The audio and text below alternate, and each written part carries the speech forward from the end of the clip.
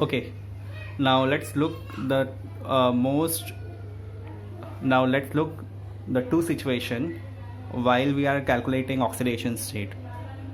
So while dealing with neutral compound overall they don't carry any charge. So if there is compound and you are calculating oxidation number or oxidation state of particular element in the neutral compound, so remember this rule: sum of oxidation state of all of its atoms should be 0. Let's take example.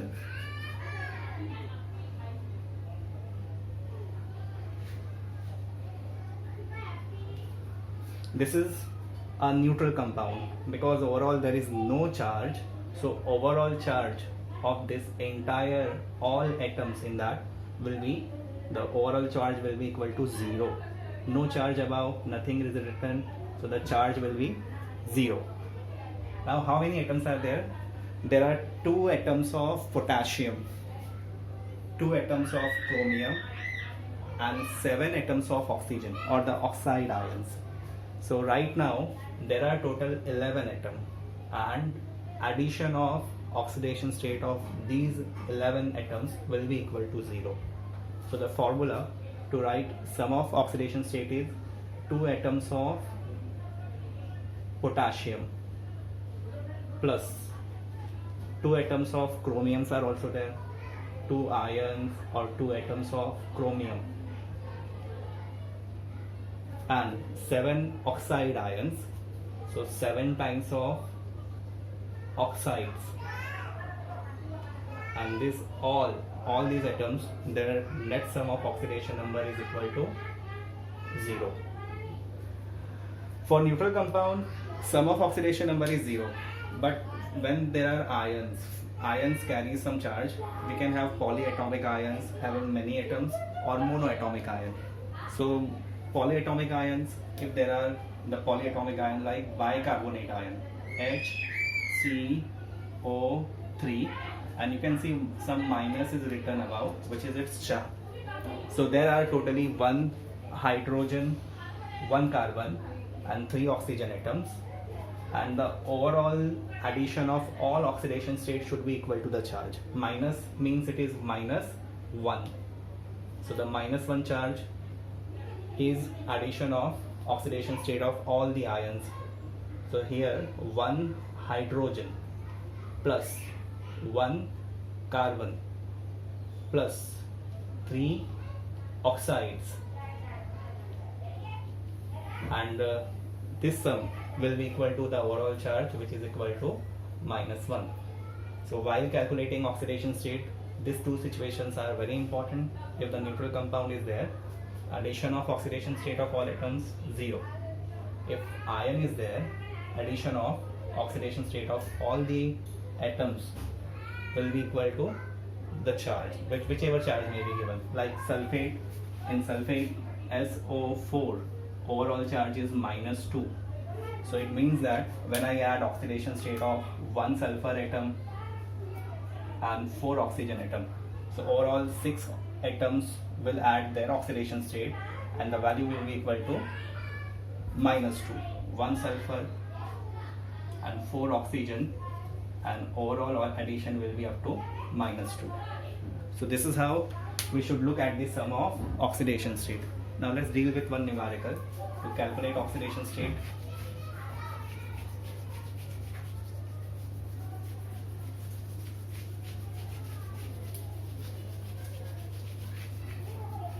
Okay, I'm taking the same compound K2Cr2O7, that is known as potassium dichromate, and we want to calculate oxidation state of chromium ion in this chromium. So potassium belongs to S block, ये आप लोगों को पता होना चाहिए, इसके लिए आपको काफ़ी बार पीरियोडिक टेबल देखना पड़ेगा. तो पोटाशियम S ब्लॉक का एलिमेंट है और ग्रुप 1 में है. ऑक्सीजन यहाँ पर परऑक्साइड नहीं है, it is oxide. So oxygen oxide के फॉर्म में है, मतलब उसका ऑक्सीडेशन नंबर -2 होगा. देयर आर 7 एटम्स और हर एक एटम का ऑक्सीडेशन स्टेट -2 इसी तरह से रहेगा. 2 पोटेशियम है और दोनों ग्रुप 1 के एलिमेंट है, दोनों का ही ऑक्सीडेशन नंबर +1 एंड +1 रहेगा. So in that you can write in 2 manner. First potassium, second potassium, chromium and oxygen के 7 आयंस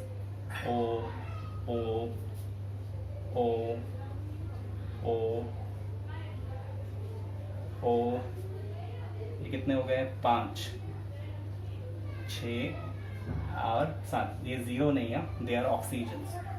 ठीक है, तो इन सब का एडिशन न्यूट्रल कंपाउंड में ऑलवेज 0 होता है. हाँ, now equal to this is 0. और इसको इस तरह से भी लिखा जा सकता है, और फिर आप चाहे तो उसकी ऑक्सीडेशन स्टेट पुट करते जाए. 1 क्रोमियम के बारे में पता नहीं है, लीव इट. Cr ऑक्सीजन का -2, लेकिन इस तरह से लिखना काफ़ी डिफिकल्ट है, और हम लोग उसको शॉर्ट मैनर में भी लिख सकते हैं. -2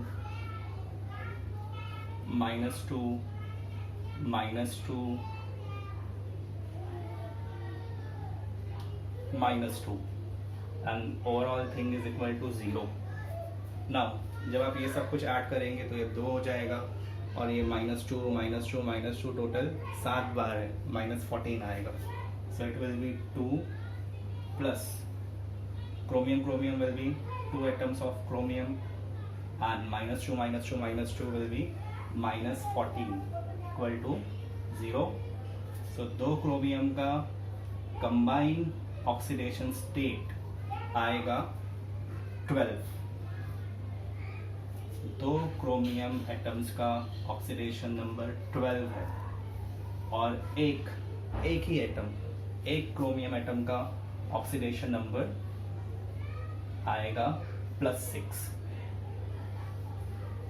ये मैंने हर एटम को सेपरेटली लिखकर बताया है ताकि समझना थोड़ा आसान हो जाए. बट जब आप इस तरह के क्वेश्चन सॉल्व करें तो इसको इस तरह मत लिखो, ये थोड़ा डिफिकल्ट होता है लिखना. उसको थोड़ा दूसरे मैनर में भी लिखा जा सकता है.